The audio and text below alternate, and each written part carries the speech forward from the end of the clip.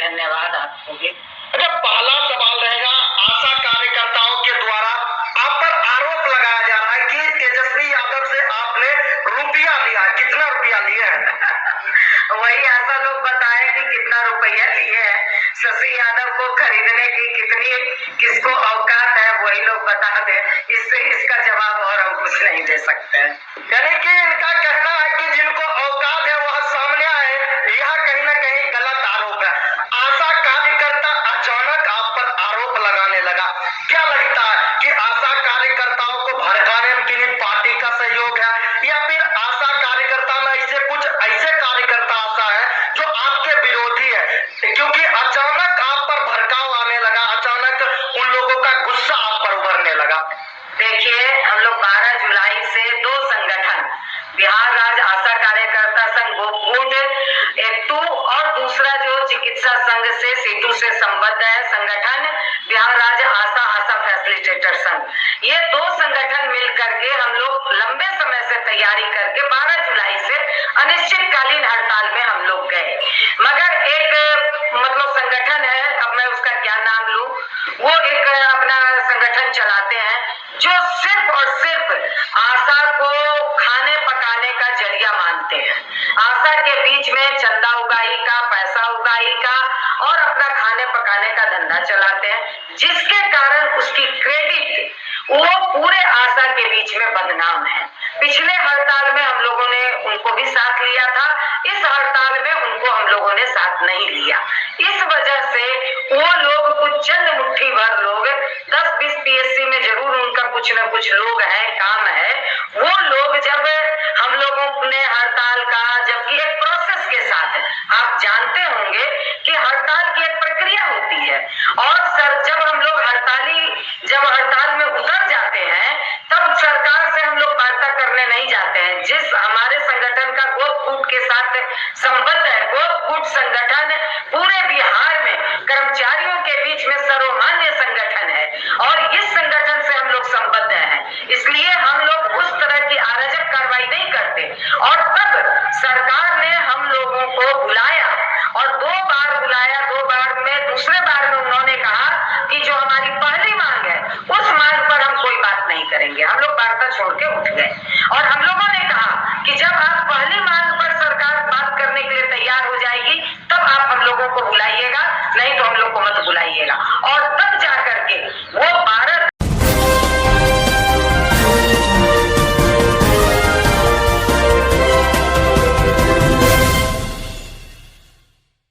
नमस्कार दोस्तों, आप देख रहे हैं मिस्टर राजा सुमित का न्यूज। दोस्तों, मैं आप लोगों को बता दे रहा हूँ आशा कार्यकर्ताओं को के ऊपर किस तरह से बीसीएम अत्याचार करते हैं और स्वास्थ्य के अनेकों प्रकार के विभाग उस पर अत्याचार करते हैं। मैं आज उसका खुलासा करने वाला हूं, तो इस वीडियो को लास्ट तक देखिएगा तभी समझ में आएगा। बीसीएम को सरकार पैसा देती है अनेकों प्रकार के काम उनको फ्री में करने के लिए, क्योंकि उनको मंथली मिलता है सरकार से। लेकिन जो बीसीएम होते हैं वो आशा कार्यकर्ता से या फैसिलिटेटर से कमीशन लेते हैं अनेकों काम करने के लिए। तो मैं वो बताने वाला हूँ वो कौन कौन सा काम है जो आशा कार्यकर्ता कमीशन देकर बीसीएम से करवाती है और बीसीएम करने के लिए ज़बरदस्ती कमीशन मांगते हैं और आशा कार्यकर्ता को मजबूरन देना पड़ता है। तो इस पर भी मैं ये खुलासा करने वाला हूं और सभी आशा कार्यकर्ता को इस वीडियो को लास्ट तक देखना होगा और सभी किसी को ये वीडियो को लास्ट तक देखना होगा, तभी समझ में आएगा कि आशा कार्यकर्ताओं के ऊपर कितना जुर्म होता है और कितना उन लोगों को सताया जाता है। तो सबसे पहले मैं एक बात बता देना चाहता हूं आप लोगों से कि बीसीएम को सरकार पैसा देती है और फ्री में काम करने के लिए आशा कार्यकर्ताओं को, फिर भी आशा कार्यकर्ता से वो ज़बरदस्ती काम करवाते हैं, जैसे कि सर्वे करना या अनेकों प्रकार के कार्य होता है और उस कार्य को फॉर्म भरने के लिए, ऑनलाइन करने के लिए बीसीएम उनसे डिमांड रखते हैं 500, 600, 1000 या अनेकों प्रकार के, और आशा कार्यकर्ता को मजबूरन देना पड़ता है। फिर भी जिस तरह से आशा कार्यकर्ता सरकार से एकजुट होकर अपने मांगों को पूरा करवाई और अपने मांगों को सफलतापूर्वक लड़कर एकजुट होकर सरकार से आंख में आंख मिला करके उनसे झुकने पर मजबूर करवा दी।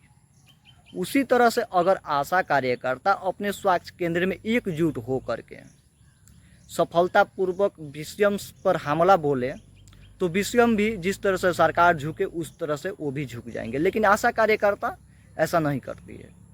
बहुत सारी आशा कार्यकर्ता हैं जो इस पर आवाज़ उठाती है और बहुत सारी आशा कार्यकर्ता है जो उस आवाज़ को दबा देती है। लेकिन मैं आप लोग को सिर्फ एक बात बताने जा रहा हूँ, क्योंकि बीसीएम जो ऑनलाइन करते हैं दावा परिपत्र या अनेकों प्रकार जो भी ऑनलाइन करते हैं उसको पैसा नहीं लगता है, लेकिन वो बीसीएम का एक कमीशन होता है और बीसीएम उसको किसी तरह न किसी तरह दबदबा करके डरा धमका कर आशा कार्यकर्ताओं से ले लेते हैं और बोलते हैं कि इतना पैसा नहीं दोगी तो ये पेंडिंग कर देंगे, रिजेक्ट कर देंगे, ये वो फलान ठिकान अनेकों प्रकार के धमकियाँ देते रहते हैं। फिर भी आशा कार्यकर्ता उनको अनसुना करके अपने कामों में लगी रहती है। आशा कार्यकर्ताओं को जिस तरह से प्रॉब्लम होती है अपने कार्य को लेकर के, फिर भी उन पर सरकार असहमत है और सरकार को मानदेय में बढ़ोतरी करने से झिझकाहट है और अनेकों प्रकार के सुविधाएं नहीं दिया जाता है। फिर भी मैं एक बात आप लोगों को बताने जा रहा हूं, आशा कार्यकर्ता को ये बात ध्यान से सुनना चाहिए। आशा कार्यकर्ता अगर आप लोग देखी होंगी, टीचरों को जो हड़ताल लगता है तो उसमें सरकार को कम से कम 5,000, 6,000 या 10,000 रुपया बढ़ोतरी किया जाता है। मात्र 5 सालों से लेके 6-7 सालों में टीचरों का इनकम था 1,500 रुपया, आज 41,000 रुपया हुआ है। मात्र 6 से 7 या 10 साल पकड़ लीजिए, 10 सालों में। और आशा कार्यकर्ता का 10 सालों में सिर्फ 1,000 का 1,000 अब बढ़ाकर किया गया है 1,500 रुपया। तो इसी प्रकार से आशा कार्यकर्ताओं को दबाया जाता है। लेकिन आशा कार्यकर्ता अगर चाहे एकजुट होकर के अपने मांगों को पूरा करने के लिए तो कर सकती है, लेकिन बहुत सारी आशा कार्यकर्ता हड़ताल करती है, बहुत सारी आशा कार्यकर्ता अपने काम करती हैं।